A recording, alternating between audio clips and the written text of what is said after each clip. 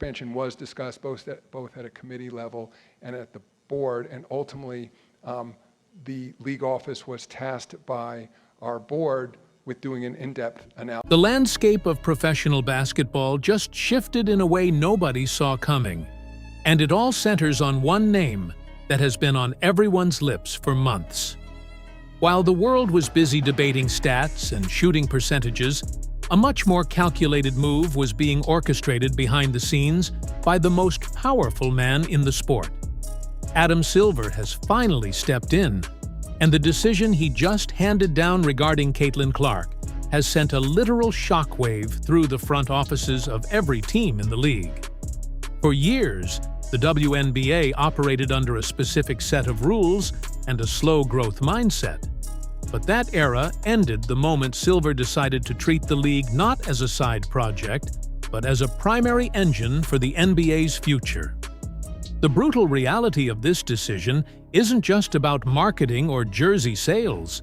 It's a fundamental restructuring of how the game is governed, and not everyone is happy about the new hierarchy. For the veterans who have spent decades building this league, the sudden shift in priority feels like a slap in the face. But from a business perspective, the numbers don't lie. Silver realized that the Caitlin Clark phenomenon wasn't just a flash in the pan.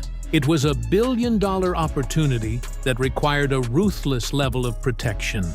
This wasn't just a recommendation or a gentle nudge toward the WNBA's leadership. This was a mandate that changes the way the game is officiated, marketed, and even traveled.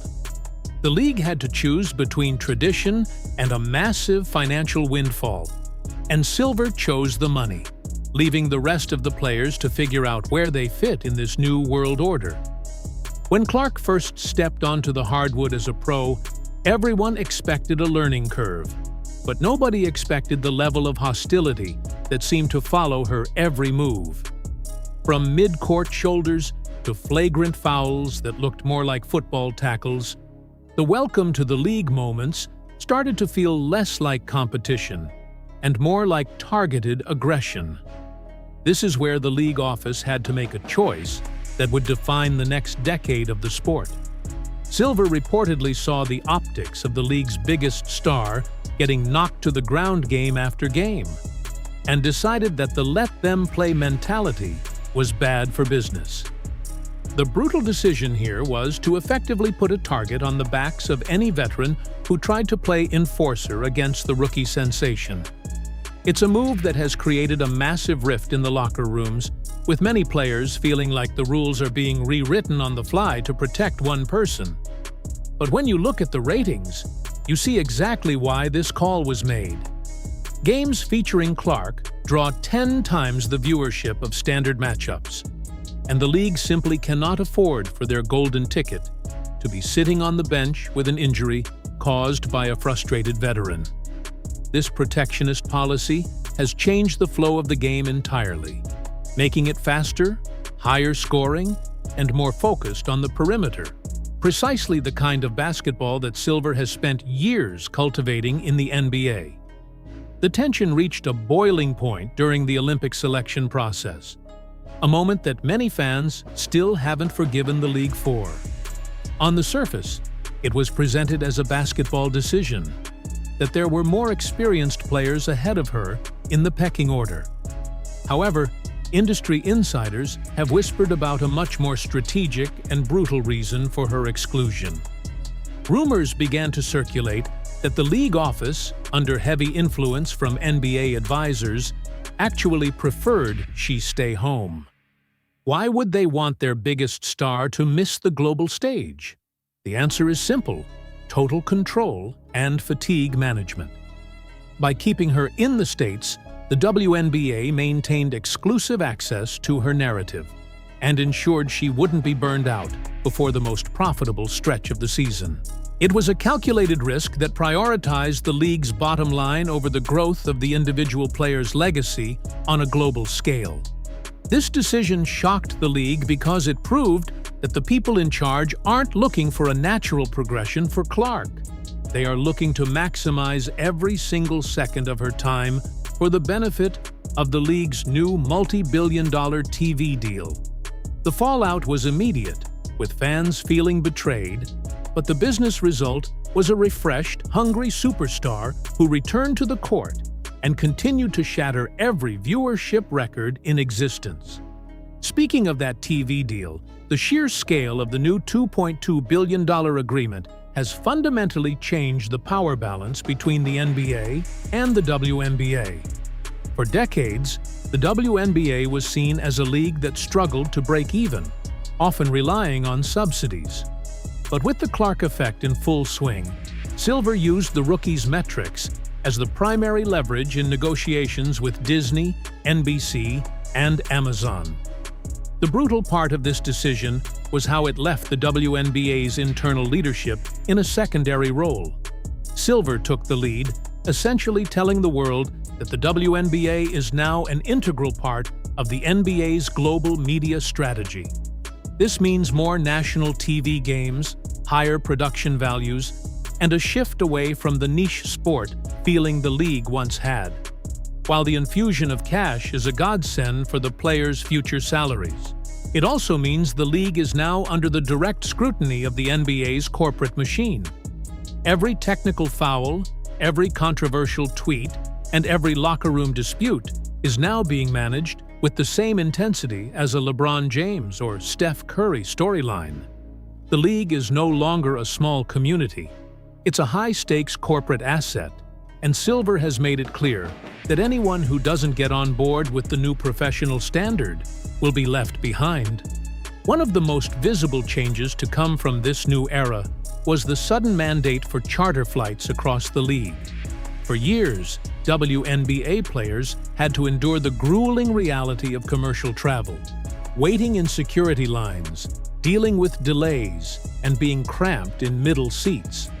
The league's excuse was always the cost, but as soon as the security concerns regarding Clark's massive crowds became a daily headline, Silver and the board made a brutal pivot.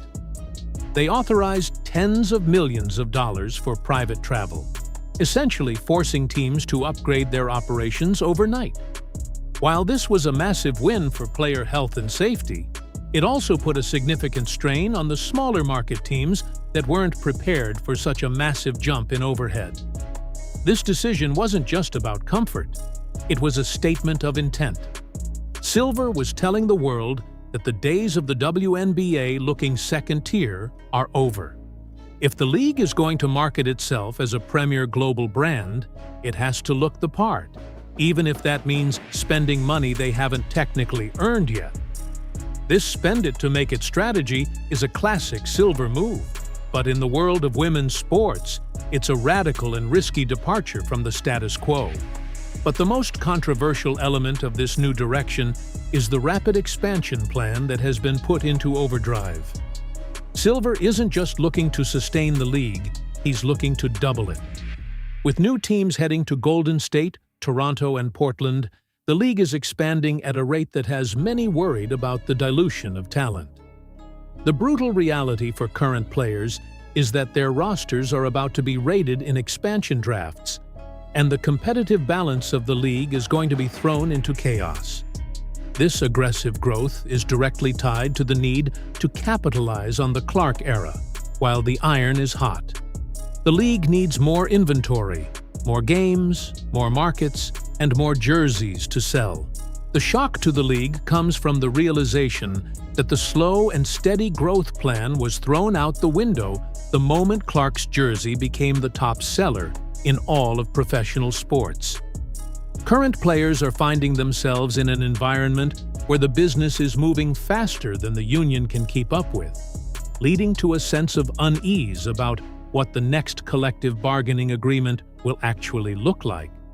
The internal culture of the league has also been rocked by how the administration is handling the perceived jealousy and rivalry narratives. In the past, the WNBA leaned into the idea of sisterhood and a unified front, but Silver's team has recognized that drama sells. The decision to lean into the rivalry between Clark and other high-profile rookies like Angel Reese has been a brutal departure from the league's traditional marketing. Instead of downplaying the tension, the league is now highlighting it, using the friction to drive social media engagement and ticket sales.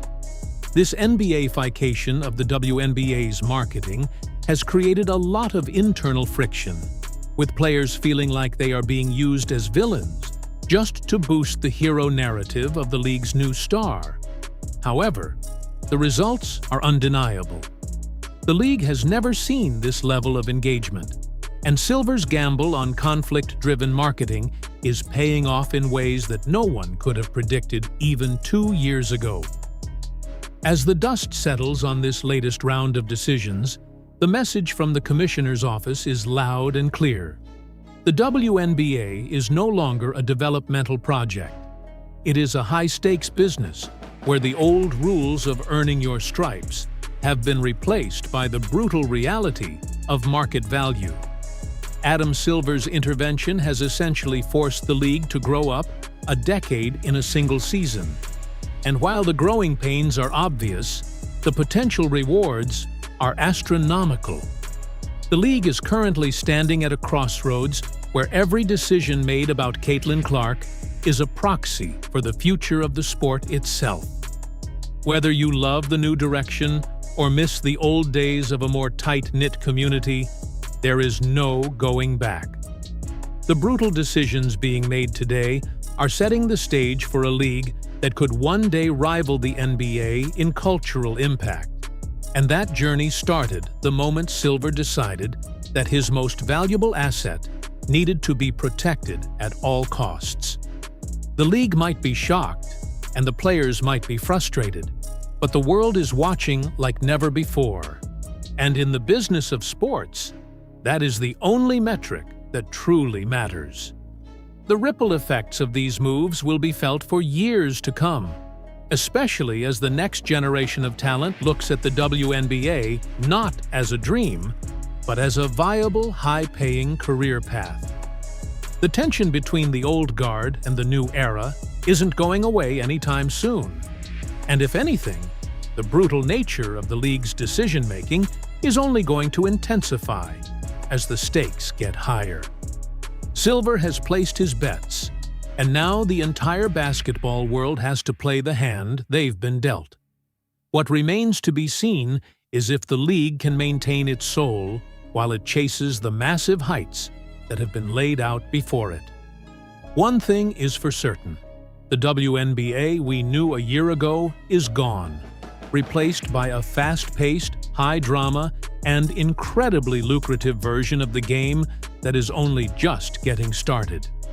The decisions that shocked the league today are likely just the beginning of a much larger transformation that will redefine women's sports on a global scale, leaving us to wonder just how much further the Commissioner is willing to go to ensure the Caitlin Clark era never ends.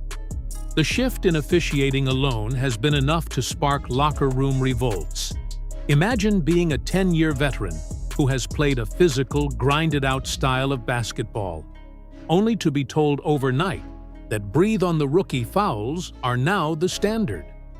Silver's directive was clear: protect the shooters. This wasn't just about Clark, but it was ignited by her. The league office realized that casual fans don't tune in to see a wrestling match. They tune in to see logo threes and high-speed transition play. By tightening the whistle, Silver essentially forced the WNBA to adopt the NBA's offensive-friendly philosophy. This move was described as brutal by coaches who had built their entire defensive identity around physicality. They were forced to scrap years of strategy in a matter of weeks. The shock wasn't just that the rules changed, but the speed at which the league enforced them. Referees who didn't comply found themselves under intense review, while those who favored the new wide-open style were promoted to prime-time slots. This created an atmosphere of paranoia among the players. They felt like they couldn't touch Clark without a whistle blowing, leading to accusations of the league being rigged for its new star. But from the league's perspective, it was a necessary evolution. If you have a player who can pull up from 40 feet, You don't want her trapped in a clinch for 40 minutes. You want her free to create the highlights that go viral on social media. This viral economy is what Silver is bankrolling. He knows that every time Clark hits a miraculous shot, the league's value climbs another few $1 million. The cost of that growth, however, is the alienation of the league's defensive specialists who now feel like relics of a bygone era. The internal memos that leaked suggested that the league was prioritizing entertainment value over traditional basketball grit. For many, this was the ultimate betrayal of what the WNBA stood for. It was always a league about toughness and earning every basket. Now, it feels to some like a choreographed show designed to highlight one specific individual. But the fans who are filling the arenas for the first time don't care about the history. They care about the spectacle. They want to be part of the moment, and Silver is making sure that moment is as polished and exciting as possible. This has led to a bizarre situation where the league's best defenders are actually afraid to do their jobs. They know that a hard foul on Clark won't just result in a free throw. It will result in a week-long media cycle where they are painted as the villain. This psychological pressure is part of the brutal decision-making. It's a form of soft power that the league is using to reshape the product without ever having to officially change the rulebook. It's about setting an expectation that the stars are untouchable. In the NBA, this took decades to perfect, from the Jordan era through the LeBron years. In the WNBA, it's happening in real time over the course of a single season. The shock to the system is massive. Teams are having to rethink their entire scouting reports. Do you even try to play physical defense anymore? Or do you just try to outscore the opposition? The answer, more and more, is the latter. This shift toward high-scoring games is exactly what the new TV partners demanded. They wanted a product that looked like the modern NBA, and Silver delivered. The financial implications of this are staggering. As the revenue grows, the salary cap will eventually skyrocket. The players who are complaining today might be the ones signing $20 million contracts in 5 years. But for now, the transition is painful. The veterans are the ones paying the price in terms of their playing style and their reputation. They are being told to move aside for the new era, and the way the league office has handled that transition has been anything but graceful. It's been a series of hard lines drawn in the sand. Silver's team has made it clear: you are either with the new vision or you are in the way. This kind of top-down management is new to the WNBA, which historically operated with a lot more collaboration between the players and the front office. That collaborative spirit has been replaced by a corporate urgency. There is a sense that the window of opportunity is narrow, and the league cannot afford to waste it on sentimentality. This is why the decision on Clark was so shocking. It signaled the end of the WNBA as a small, player-driven league and the birth of the WNBA as a global media powerhouse. The consequences of this shift are being felt in every corner of the basketball world. Even international leagues are taking notice as the WNBA becomes a more attractive destination for global talent who want to be part of the Clark phenomenon. The pressure on Clark herself is also immense. She isn't just a player, she's the pivot point for an entire industry. Every move she makes is scrutinized, and every decision the league makes about her is analyzed for bias. But through it all, Silver has remained steadfast.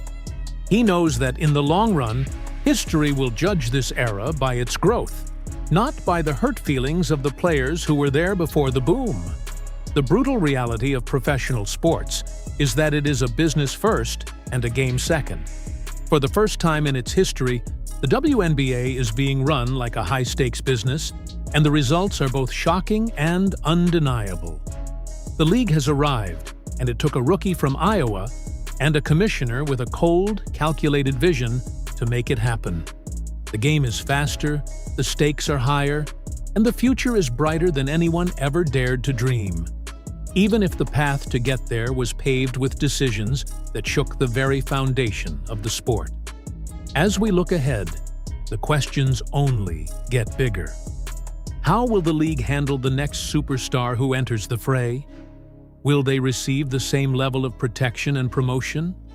Or is this a one-time experiment tailored specifically for Clark? The league's competitors are watching closely, and the internal dynamics of the teams are still evolving.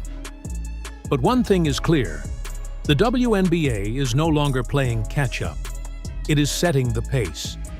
The shock has worn off, and in its place is a new reality, where the brutal decisions of today are the standard operating procedures of tomorrow. The league did what it had to do to survive and thrive, and in the process, it changed the game forever.